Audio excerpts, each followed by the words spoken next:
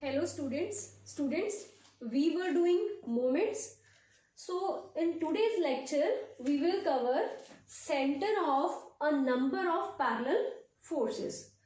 So first of all, definition: the center of the system of parallel forces is the point where the resultant of all the forces of the given system acts, whatever the direction of forces may be. That is, independent of direction of forces, the center of system of parallel forces is the point where resultant of all forces acts.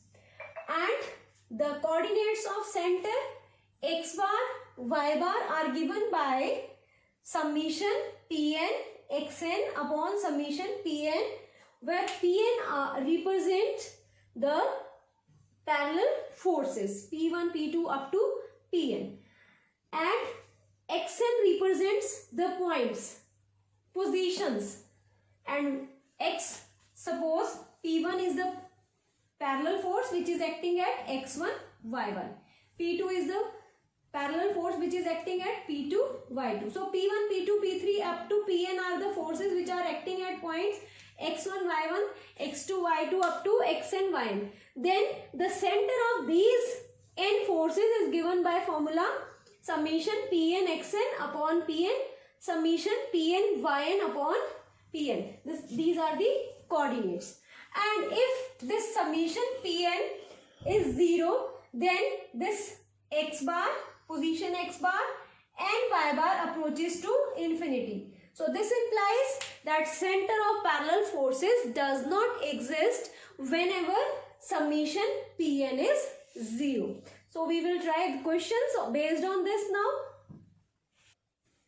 Students, based on parallel forces, center of parallel forces, question number 1 is 3 parallel forces 3, 4 and 5 kg weight act at the angular points A, B, C of a square ABCD, each of whose side is 4 meter.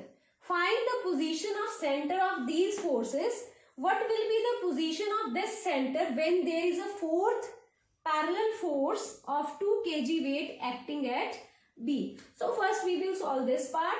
Position of center of forces when there are 3 parallel forces acting at A, D and C. So first part. So let us construct a square ABCD. This is A, B, C, D. This is, let us say, origin 4 meters. So this is 4, this is 4 and this is also 4 meters. So coordinates of B is 4, 0, C is 4, 4 and D is 0, 4. So it is x1, y1, this is x2, y2, this is x3, y3 and this is x4, y4. Clear?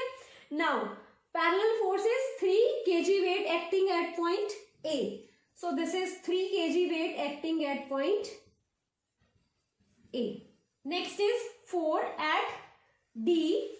This is 4 kg weight at D and 5 kg weight at C.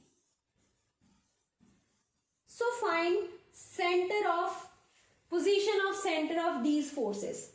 So solution, let x bar, y bar be the coordinates of center of parallel forces. So according to formula, x bar is summation Pn xn upon summation Pn. Pn means number of forces. So let us say P1. P1 हम मान लेते हैं 3 kg weight. So it is 3 into x1. x1 coordinate इसका क्या है? 0. Clear? Next is, let us say 4. इसका x coordinate क्या है? Again 0 plus 5. इसका x coordinate क्या है? 4. So it is 5 into 4. Divide में summation of all the forces, parallel forces, 3 plus 4 plus 5. So it is 3 plus 4 plus 5. So what is it? This is 20 upon 12.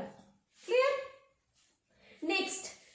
y bar summation pn yn upon summation pn.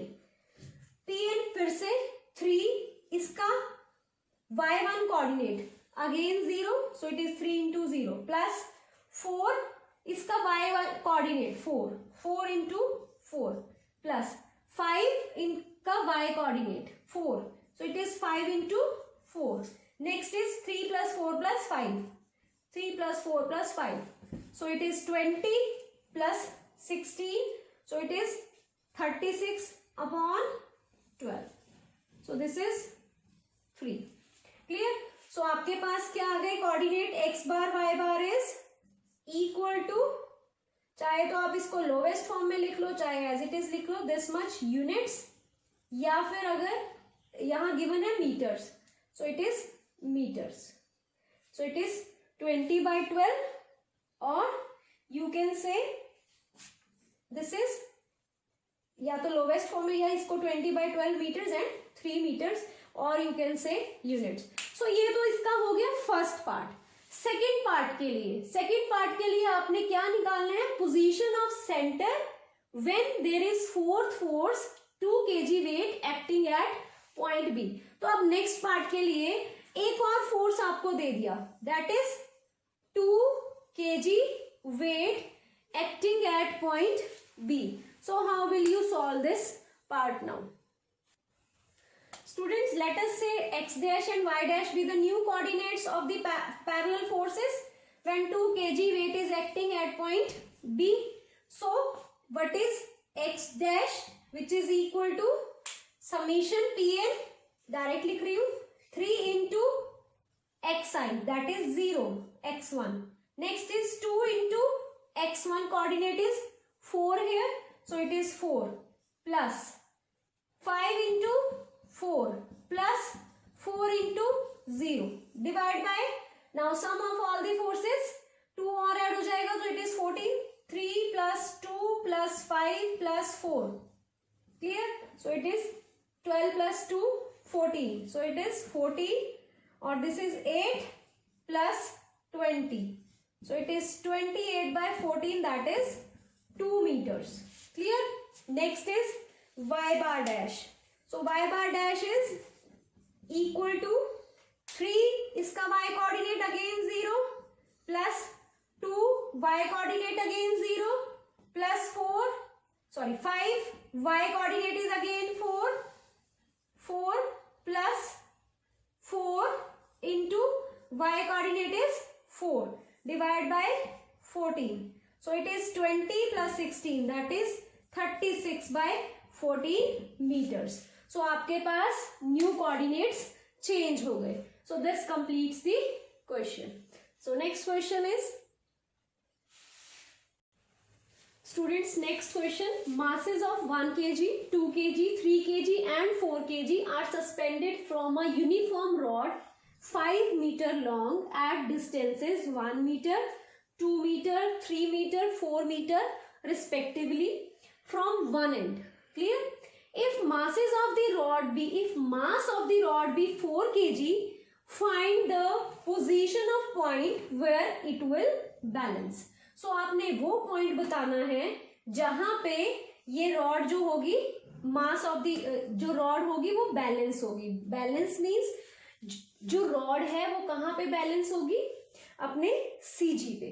So CG के आप देखो, CG के आसपास आपने बताना है कि rod किस पॉइंट पे बैलेंस होगी. ठीक है, सो वो पोजीशन निकालनी है. सो आपके पास यूनिफॉर्म रॉड है 5 मीटर और आपने, this is the uniform rod, late us से ए बी. अब आपने पोजीशन बतानी है कि ये जो रॉड है ये कहाँ पे बैलेंस होगी. ठीक है, अब स्टूडेंट्स अगर ये सीजी पे बैलेंस हो जाती तो आपसे ना पूछा जाता कि पोजीशन बताओ वेयर इट विल बैलेंस.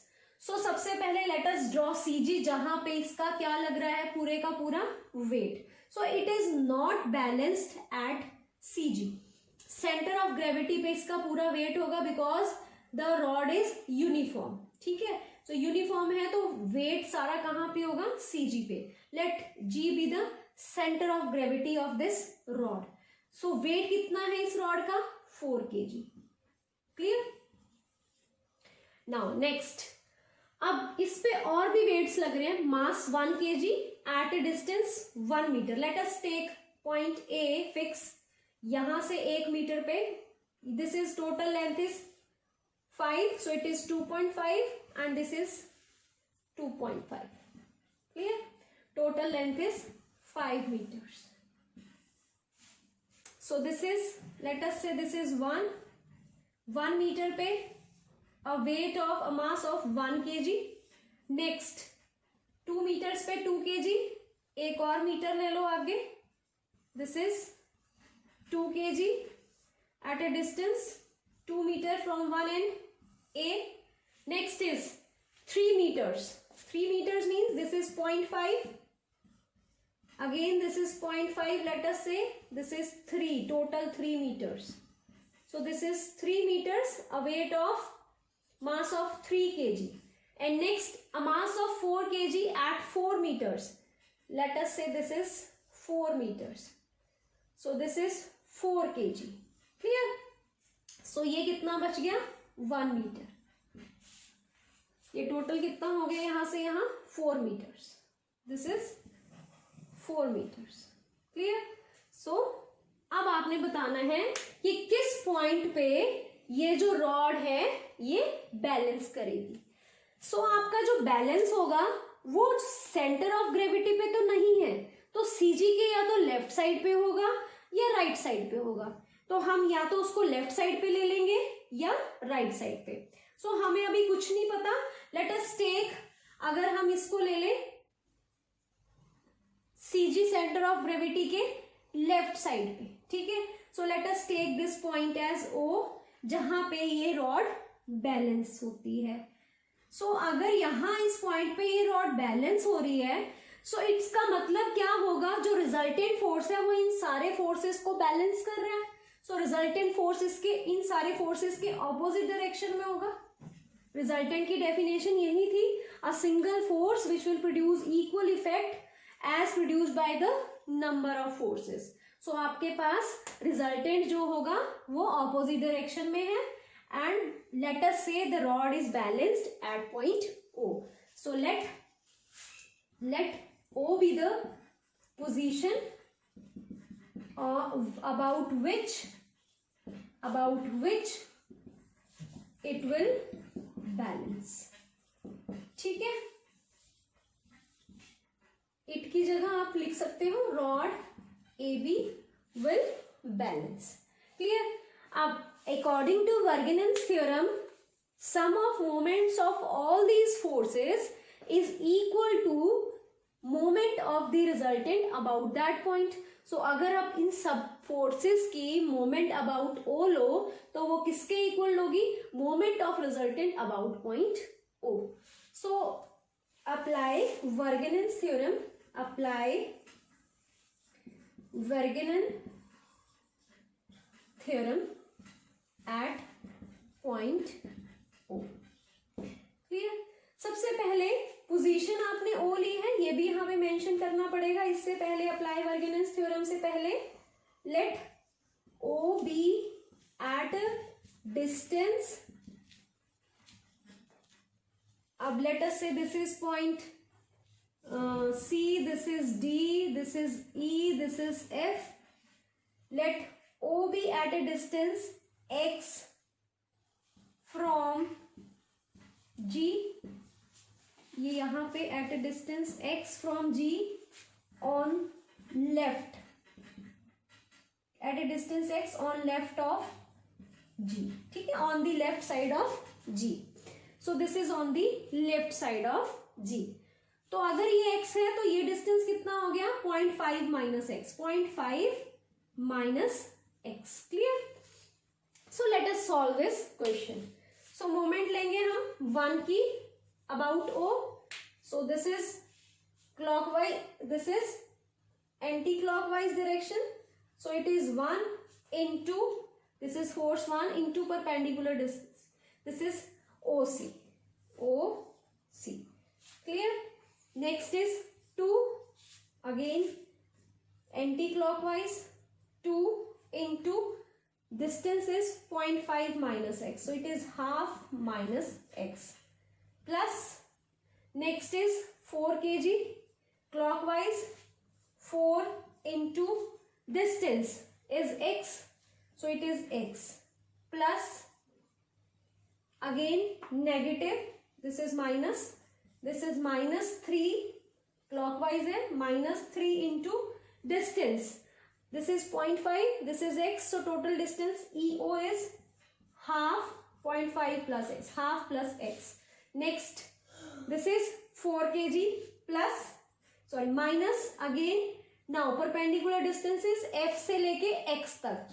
अब f से लेके x तक, this is again 1 meter, this is 0.5, so it is 1 plus 0.5 is 1 plus half, 3 by 2 plus x, so it is 3 by 2 plus x is equal to the moment of resultant about O. So moment of resultant about O क्या होगा? O से pass कर रहे हैं, so it is r into perpendicular distance is 0, this is 0. Since r is passing through point O itself, so moment of resultant about O is 0. So this is equal to 0. और आपने x निकालना है, OC की value डाल दो. What is OC? O से लेके C तक. This is 0.5 minus x. This is 1. So 1 plus 0.5 minus x. So it is 1 into 3 by 2 minus x plus 2 into 1 by 2 minus x minus 4x minus 3 by 2 minus x minus minus 6. This becomes 6. Minus 6 minus 4x is equal to 0. So calculate this. This is 3 by 2 minus x. This is plus 1. This is minus x. Minus 2x, sorry. This is minus 2x. This is minus 4x. This is minus 3 by 2. Minus x minus 6 minus 4x is equal to 0. यही आएगा आपके पास. Minus 2 minus 2. This is minus x. सारे minus 2 minus 4 minus x minus 4x. So it is minus 4x minus 4x 8x. This is 10, 11 and this is 12. So it is minus of 12x. और यहाँ से आपके पास 3 by 2 cancels with 3 by 2. So it is 1 minus 6. So it is minus 5 equal to 0. So आपके पास x कितना आ गया?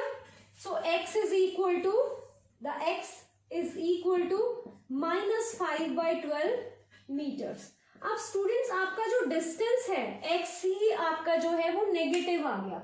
What does this imply?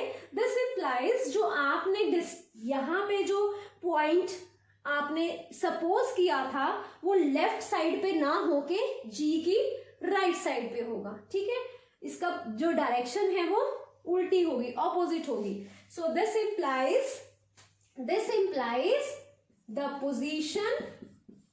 the position of point O should be at a distance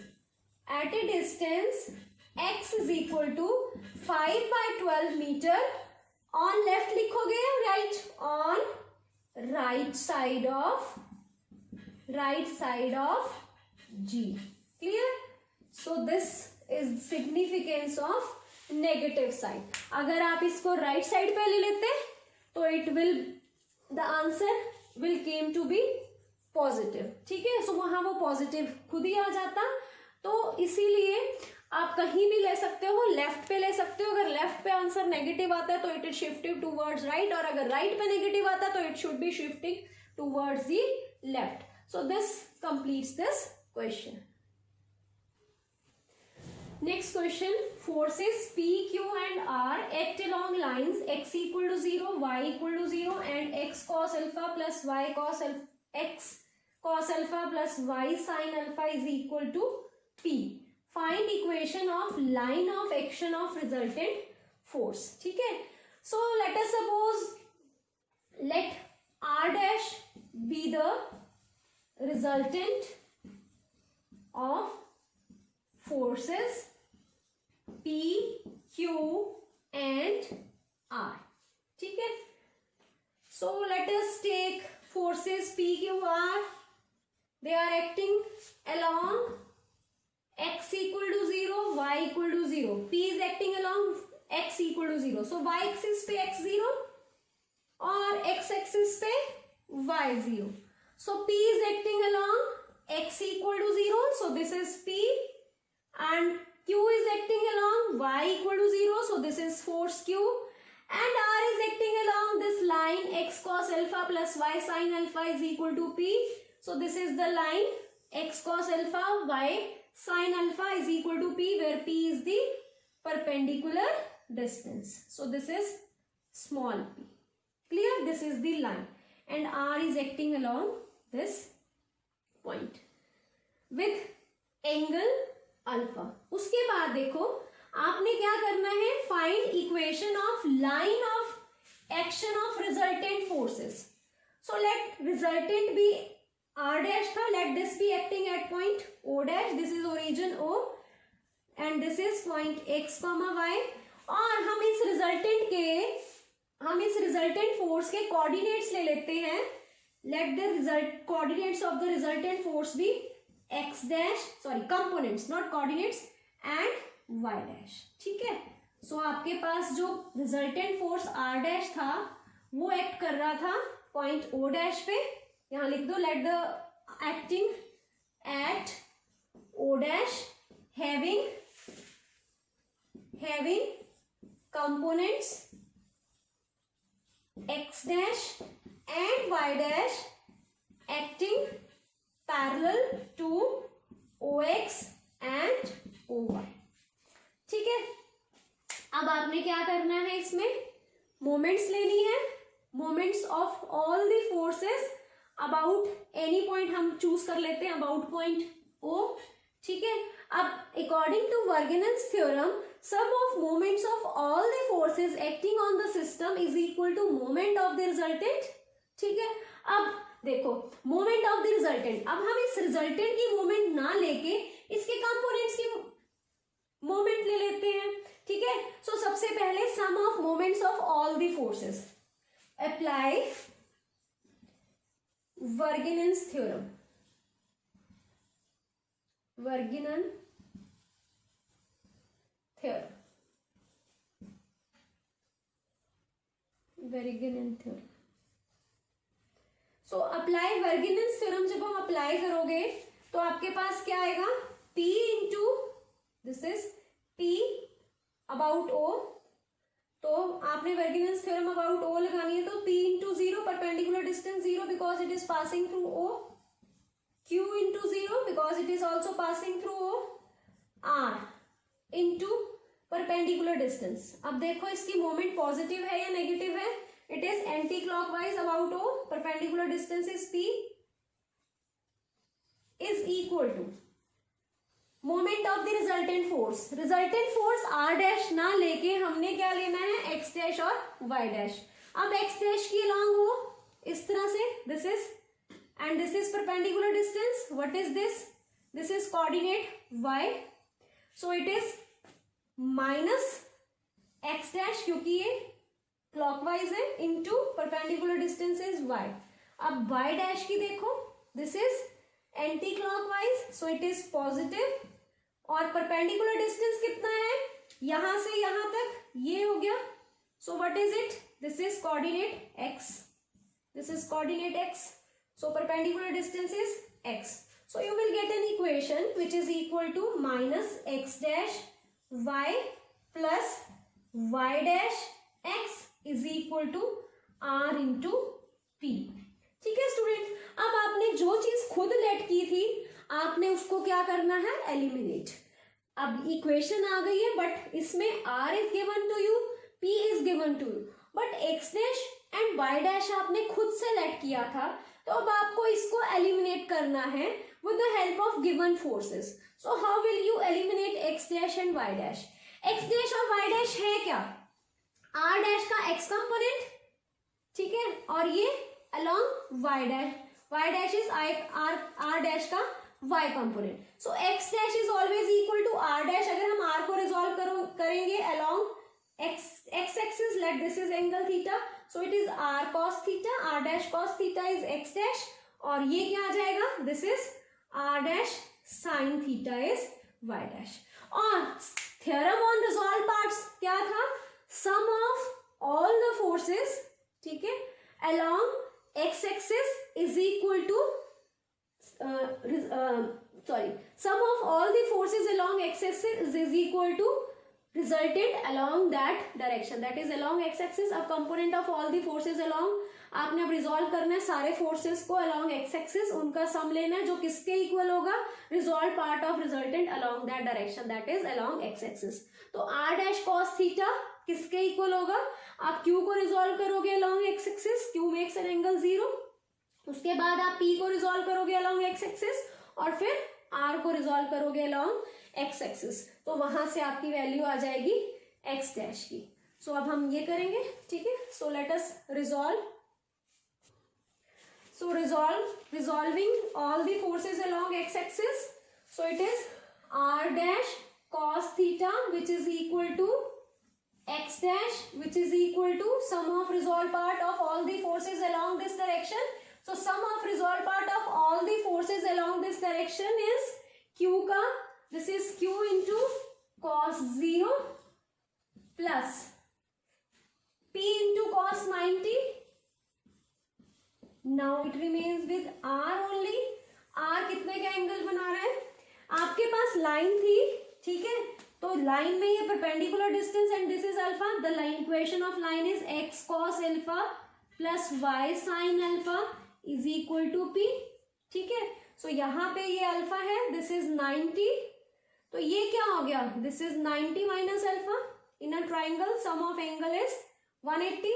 अगर ये 90 है, ये 90 माइनस अल्फा हो गया, तो लीनियर पेयर से ये कितना हो गया, 90 plus alpha. So what is the angle which r makes with x axis? It is 90 plus alpha. So it is r cos 90 plus alpha. Clear? So what will you get? You get x dash is equal to q plus, this is 0, cos of 90 plus alpha is minus sin alpha. So it is minus r sin alpha. Next is y dash, जहां जहां आपके पास cos है वहां वहां आपने सिर्फ sine रखना है. So it is q sin 0 plus p sin 90 plus r sin 90 plus alpha. Clear? So it is sin 0 0, so it is p plus r cos 90 plus alpha is cos alpha, so it is y dash. So अब आपके पास x dash भी आ गया इस equation में, y dash भी आ गया, जो आपके पास किस में है, p is given to us, r is given to us, cos alpha is given to us, sin alpha is given to us. So आपके पास सारा known terms में आ गया answer. So what is the answer?